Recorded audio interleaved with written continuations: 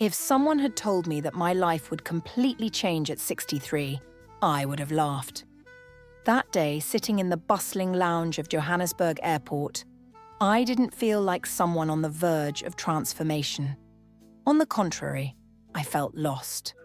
I carried a heavy suitcase, but the true weight was within me, a crushing loneliness I'd been trying to fend off ever since losing my husband 2 years prior. South Africa was my escape, my attempt to fill the void with exotic landscapes and adventures. Yet, even here, the emptiness seemed to have followed me, relentless, like a shadow that never leaves. As I adjusted my bag on my lap, a figure caught my eye. It was a tall young man with a warm smile that seemed to brighten the room. He walked with such ease, greeting people around him as if he knew every one of them. Something about him drew my attention, but I quickly looked away. I didn't want him to think I was staring. But within seconds, our eyes met. He noticed me, and before I could look away, he walked in my direction. My heart raced for reasons I couldn't explain. "Excuse me, Mom, do you need help with your suitcase?" he asked, his voice so gentle it seemed to lighten part of the weight I was carrying. I hesitated. I'd always struggled to accept help, even when I desperately needed it. "Yes, thank you," I replied, reluctant but grateful. He lifted the suitcase as if it weighed nothing, while I tried to think of something to say. I didn't want to trouble anyone, I admitted, still feeling a little embarrassed. "It's no trouble at all," he responded with a wide smile. "It's part of my job. Are you here for a safari?" I nodded, surprised by his accuracy. "Yes, it's my first time in Africa. I've always wanted to come, but never got the chance. Life got in the way." He looked at me with a deep understanding that went beyond words. "Well, you're here now, and that's what matters." As we waited for boarding announcements, we started to talk.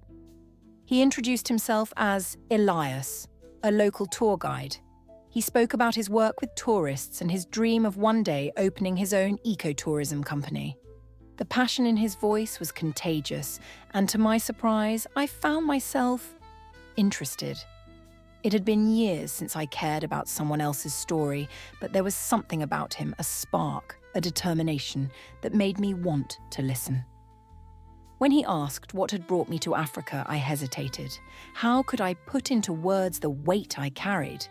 The emptiness of a lifeless home, endless days staring at a clock, waiting for something to happen. Instead, I just smiled and said, "I guess I wanted an adventure." He nodded as if he understood something I hadn't said out loud. "Africa has a special way of offering adventures. You'll see." Shortly after our flights were called, he insisted on helping me with my luggage again, and as we said goodbye, he turned to me with a smile that was both playful and deeply meaningful. "Maybe we'll meet again. The world has a funny way of bringing people together." I watched as he disappeared among the passengers, feeling something I hadn't felt in a long time. A lightness, almost imperceptible but present. It was as if something inside me had stirred. A small spark of life. The next day, as I climbed into the safari jeep, I was surprised to see Elias at the wheel. He turned to look at me in the rearview mirror and smiled warmly. "Welcome back, Mrs. Helena. Grab your camera. This place is famous for elephants." I couldn't help but smile back. There was something comforting about his presence, like he was a bridge between me and this new world I was exploring. As the jeep rumbled along the dirt trails, my gaze wandered across the vast landscape. Lonely trees, golden fields, and an indescribable calm that seemed to envelop everything. When we stopped, Elias jumped out and opened the door for me. "Come on, I want to show you something special." We walked together under the shade of a large tree. In the distance, a herd of elephants grazed silently, their majestic forms seemingly part of the land itself. I picked up my camera and snapped a few photos, but soon lowered it, realizing no image could capture what I was feeling. As we watched, Elias began to talk about his childhood, how he had lost his father at a young age and had to grow up too quickly. I listened intently, feeling an unexpected connection to his story. It was as if, despite our differences in age and culture, our pains spoke the same language. "You've been through so much," I said sincerely. "But you still have that spark in your eyes. It's rare." He looked away for a moment, perhaps to process my words. "I think it's not about what we've lost, but about how we choose to move forward." I sat silently, feeling the weight of his words. For the first time in years, someone had said something that truly made sense to me. That night, as I lay in my tent, thoughts raced through my mind without pause.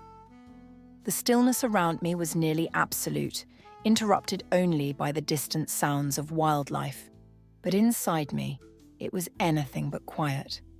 Elias's words echoed. "It's not about what we've lost, but about how we choose to move forward." I wondered if I had truly chosen to move forward. The truth was, ever since my husband died, I had merely existed. I woke up, did what needed to be done, filled my days with tasks I barely registered, and waited for bedtime, an endless cycle that led nowhere. But being here, in Africa, surrounded by such vast landscapes, and a man who seemed to carry so much life within him, had made me question everything. The next day, our group gathered around a campfire. The flames danced in the dark, casting shadows on everyone's faces. Elias, as always, was the center of attention. He told stories about the safaris he'd led, blending humor and emotion in a way that captivated everyone. I watched from a distance, smiling occasionally, but keeping to myself. However, every time our eyes met, there was something different. It wasn't just kindness or sympathy. It was as if he saw beyond what I showed to the world, as if he recognized something in me I didn't know still existed. Later, as the fire began to die down and people started to drift away, Elias approached me. He carried 2 glasses of wine and offered me one with a warm smile. "I thought you might like something to relax," he said, sitting down beside me. I took the glass with a small smile. "Thank you. It's been a long day." "You've been quiet today," he noted, studying my face. "Thoughtful." "Yes," I admitted, swirling the wine in my glass. "This place, it's different from anything I expected. And this trip has been different." "Different good or different bad?" he asked, his tone light but his eyes focused. "Good," I replied quickly, then paused. "But complicated." He didn't push, letting the comfortable silence stretch between us.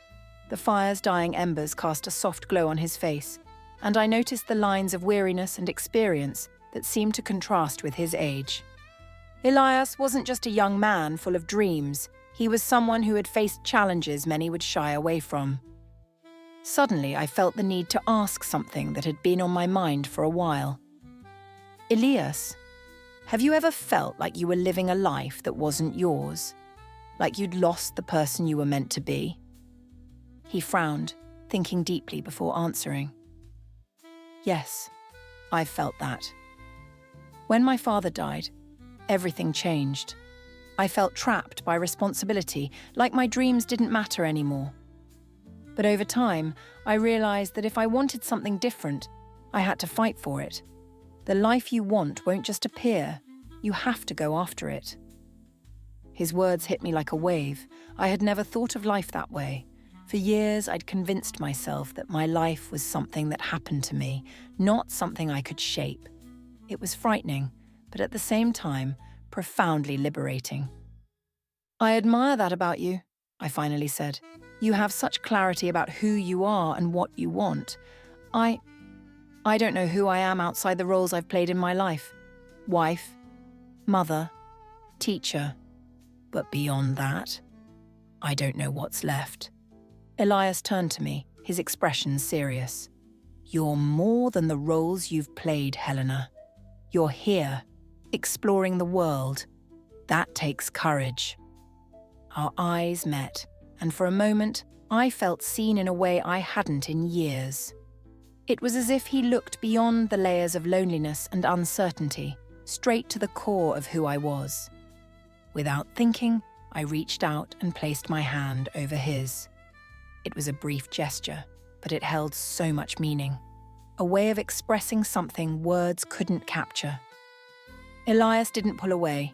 Instead, he held my hand, firmly but gently. The silence between us said more than any conversation ever could. "I'm sorry," I said, quickly withdrawing my hand. "I don't know why I did that." "Why are you apologizing?" Elias asked softly. "Sometimes the things we're told not to do are exactly what we need." His words lingered in the air, heavy with a meaning I was still trying to understand. When he leaned slightly closer to me, my heart raced, but I didn't pull away. His lips met mine in a soft, hesitant kiss, full of intensity. It was brief, but enough to awaken something in me I thought was lost forever. When we pulled away, my eyes were filled with tears. They weren't of sadness, but of something deeper, a mix of confusion, relief, and perhaps hope. Elias reached out and wiped away a tear that had slipped down my cheek. "You're allowed to feel, Helena," he said in a near whisper. "Never let anyone tell you otherwise." That night was unlike any other. For the first time in years, I allowed myself not just to exist, but to feel. It was as if a new version of myself was emerging, one I was only beginning to recognize. The next morning, I woke up early before sunrise. The tent was steeped in an almost absolute silence, broken only by the distant sounds of wildlife stirring. Inside me, however, it was anything but quiet. The thoughts from the night before were still fresh in my mind. The kiss, Elias's words, everything felt surreal, as though it belonged to a different life than my own. As I prepared for the day, a part of me wanted to avoid Elias. Not out of regret, far from it, but out of fear of facing the emotions he had stirred. It was as though a carefully constructed wall I had built over the years was beginning to crumble, and I wasn't sure how to handle the feelings that were breaking free. But when I stepped out of the tent, there he was. Elias was leaning against the jeep, arms crossed, his gaze lost in the horizon. When he saw me, his familiar smile appeared, but there was a gentleness to it that seemed different. "Good morning, Mrs. Helena," he said as I approached. "Did you sleep well?" "More or less," I replied, trying not to meet his eyes directly. "I see." He paused, as if choosing his words carefully. "About last night?" "Please, you don't have to say anything," I interrupted quickly, my face growing warm. "I don't want to complicate things." "Complicate things?" He chuckled softly, but it wasn't mocking. "Life's already complicated, Helena. I think sometimes what we need is to stop worrying so much and just feel." His words stayed with me as we climbed into the jeep and headed toward the next safari destination. The vehicle rumbled along the dirt trails, and the landscape around us seemed more vibrant than ever. There was something magical about the way the rising sun lit up the savannah, turning everything golden and full of life. As Elias explained the local wildlife to the group, I let myself relax. His voice was calm and confident, filled with passion for what he did. It was comforting, and somehow I knew that no matter what happened next, this connection had given me something valuable. But the moments of tranquility didn't last long. When we stopped for a brief break at a viewing point, I received a message from my daughter, Clara. I picked up my phone, and the simple text carried a heavy weight. "Mom, how are you? Call me when you can." I sighed. Clara had always been protective, especially after my husband's death. She tried to fill the void he had left, but the truth was, as much as I loved my daughter, she could never fully understand what I was feeling. "News from home?" Elias asked, walking over. "Yes," I replied, trying to smile. "My daughter. She always wants to know how I'm doing." "And how are you doing?" he asked, but there was something in his voice that suggested the question was deeper than it seemed. "I don't know," I admitted, surprised by my own honesty. "Sometimes I feel like I'm in limbo. I don't know who I am or what I want anymore. I just know I needed to get out of the house. I needed a reason to keep going." Elias nodded, as though he understood exactly what I meant. We all need something to keep us moving, Helena. Sometimes it's a person, sometimes it's a place, and sometimes it's a journey like this one. The rest of the day passed at a calm pace, but Elias's words kept echoing in my mind. I knew he was right. This trip was showing me that there was still so much to discover. Not just about the world, but about myself. That evening, back at the camp, as the group gathered around the fire once more, I noticed something different about myself. I didn't feel as disconnected as I had before. Listening to the conversations and laughter around me, I felt part of the moment, part of something bigger. Elias, sitting a few feet away, met my gaze and smiled. There was no need for words. The silence between us felt more significant than any conversation could be. Later, as I wrote in my journal inside the tent, I reflected on everything that had happened so far.